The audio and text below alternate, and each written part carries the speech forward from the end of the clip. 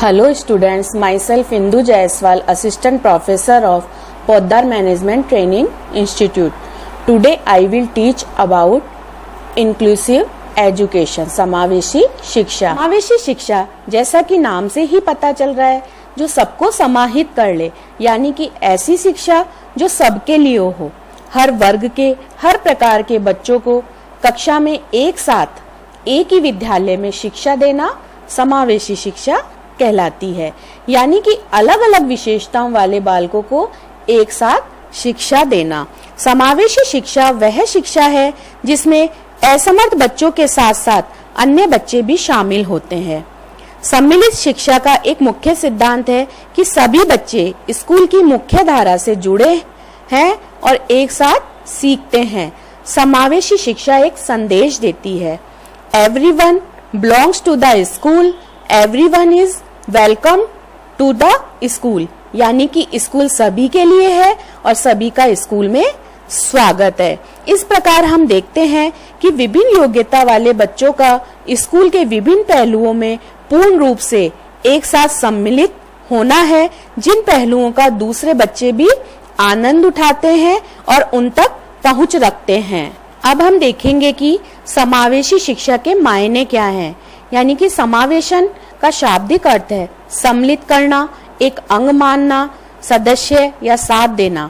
इस प्रकार समावेशन का अर्थ सदस्यता से है, जिसका संबंध किसी विशेष समुदाय से है, जो शांति, स्वतंत्रता और समानता के साथ स्वेच्छा से निष्पक्ष और समान शर्तों पर एक साथ एक समूह में रहता है। समावेशन का अर्थ विद्यालय की एक ऐसी पुनर्संरचना से है जिसमें विद्यालय सभी समुदायों का एक केंद्र हो और सभी प्रकार के बालक एक साथ शिक्षा ग्रहण कर सके। इस प्रकार समावेशी शिक्षा राष्ट्र की नियमित शिक्षा में सभी प्रकार के बच्चों को समाविष्ट किया जाना है। समावेशी शिक्षा केवल निःशक्त जनों तक सीमित नहीं है, बल्कि इसका अर्थ है कि किसी भी प्रकार के बच्चे का बहिष्कार नहीं होना चाहिए। यानी कि सभी प्रकार के बच्चे जो शैक्षिक हाशिए पर हैं, जैसे विकलांग, वर्ग, जाति विशेष, गरीब, लिंग, धर्म, भाषा, संस्कृति और भौगोलिक कारकों के चलते जो शिक्षा से वंचित हैं, इन सभी को एक साथ सामान्य शिक्षा में शामिल करना ही समावेशन है। और सामान्य शिक्षा के शिक्षकों के साथ विशेष शिक्षकों, माता पिता, सलाहकार, सामाजिक कार्यकर्ता और चिकित्सक सभी शांति, स्वतंत्रता और समानता के साथ समूह बनाकर सभी प्रकार के बच्चों को उसकी सहभागिता, परस्पर पूरकता और बाधा रहित पर्यावरण में दाखिल कर शिक्षा प्रदान कर सके, यही समावेशी शिक्षा है।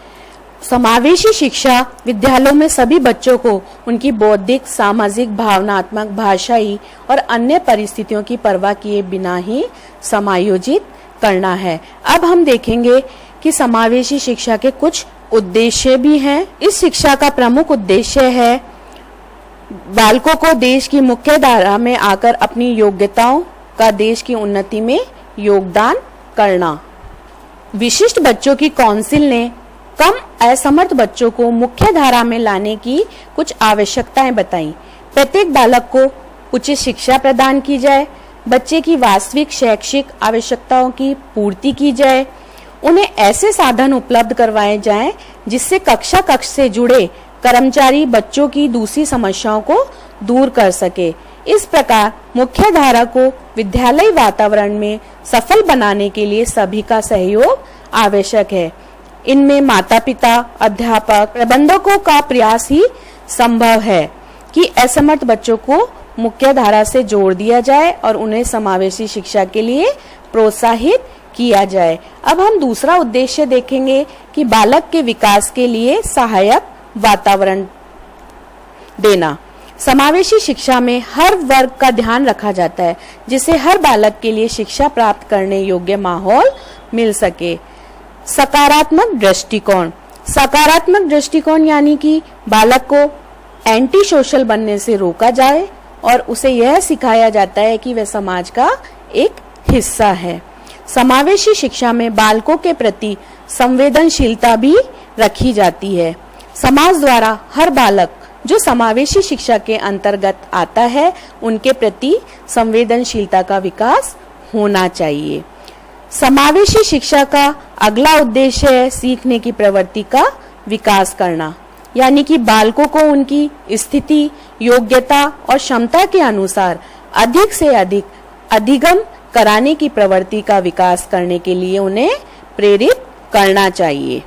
फिर है बालकों में नवजीवन का संचार, यानी कि जो समावेशी शिक्षा में सम्मिलित बालक हैं उन सभी बालकों में एक साथ कई प्रकार की गतिविधियों को शामिल करके उन्हें उनकी परिस्थितियों में रहते हुए भी उनमें उत्साह और उमंग पैदा की जाए। फिर है व्यावसायिक शिक्षा प्रदान करना। बालकों को स्वावलंबी होने के लिए उन्हें व्यावसायिक शिक्षा भी प्रदान की जाए ताकि वे अपना जीविकोपार्जन कर सकें। अब हम देखेंगे कि समावेशी शिक्षा के क्षेत्र में किन किन लोगों को शामिल किया गया है।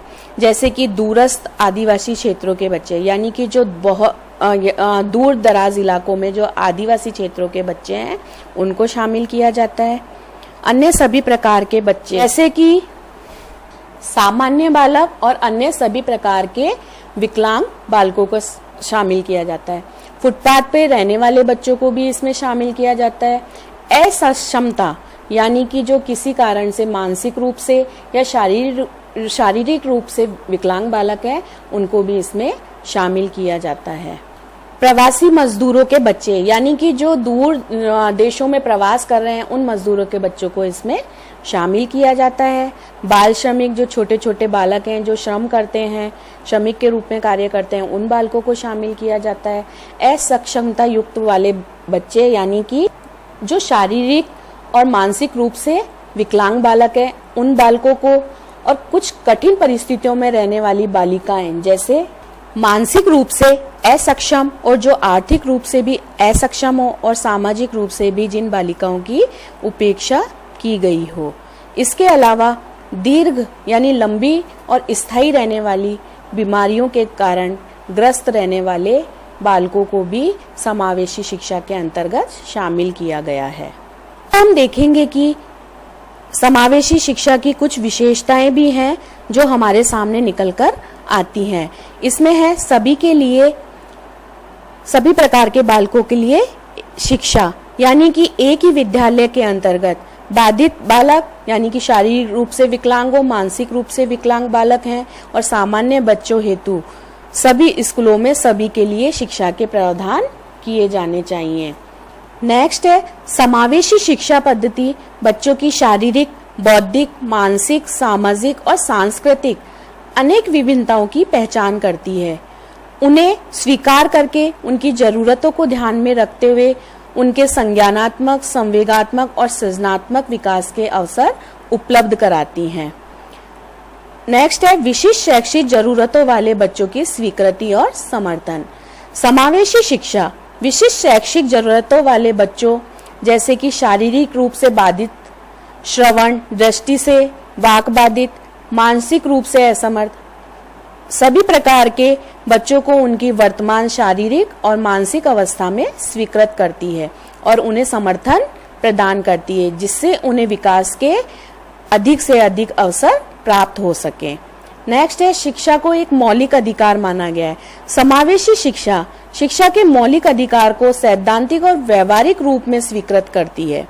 शिक्षा की अन्य प्रणालियों में भी बच्चों के शिक्षा के अधिकार को स्वीकार किया गया है, लेकिन समावेशी शिक्षा पद्धति में इस अधिकार की भावना को सर्वाधिक रूप में प्रधानता दी गई है। इस शिक्षा पद्धति में यह प्रावधान किया गया है कि किसी भी विद्यालय द्वारा किसी भी निम्न शारीरिक, मानसिक और आर्थिक स्तर के बच्चे को प्रवेश लेने के अधिकार से वंचित नहीं रखा जा सकता है। नेक्स्ट है विभिन्नताएं कोई समस्या नहीं।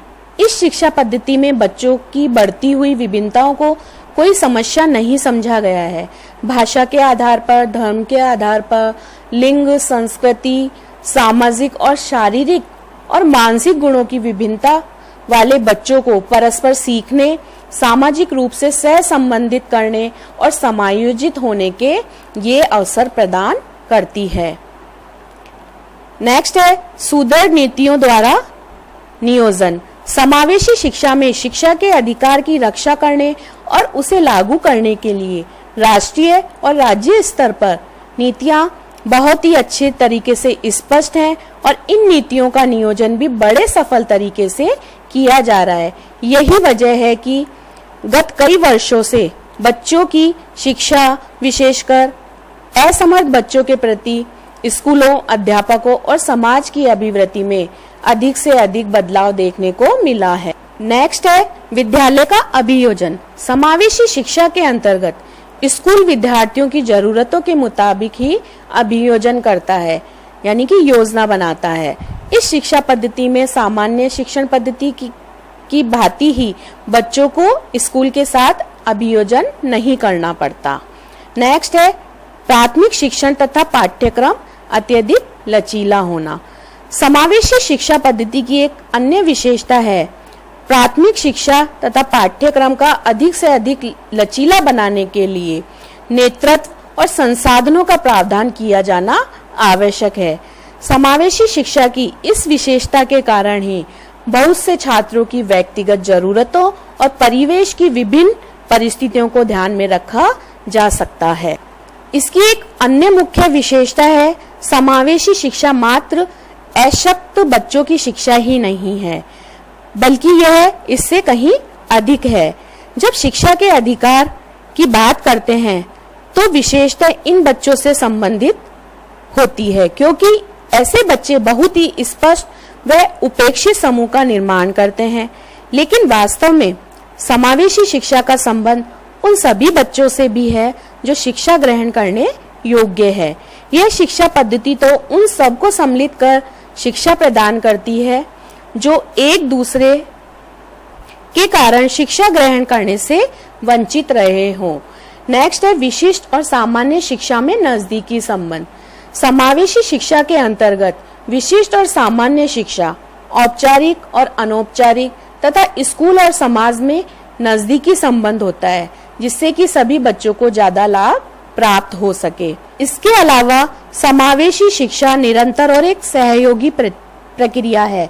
समावेशी शिक्षा बच्चों की जरूरतों, अधिगम के तरीकों और गुणों की विविधता की बहुलता को मद्देनजर रखते हुए शिक्षक के कौशल तथा क्षमता में वृद्धि करने के लिए शिक्षक शिक्षण एक अत्यंत निरंतर और सहयोगी प्रक्रिया है।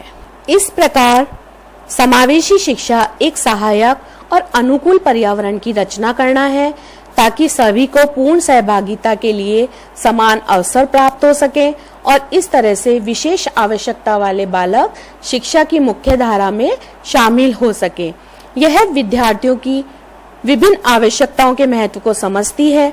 यह उपयुक्त पाठ्यक्रम, शिक्षण युक्तियों, सहायक सेवाओं और समाज व माता पिता के सहयोग द्वारा सभी को समान शिक्षा प्रदान करने का अवसर दिलाती हैं।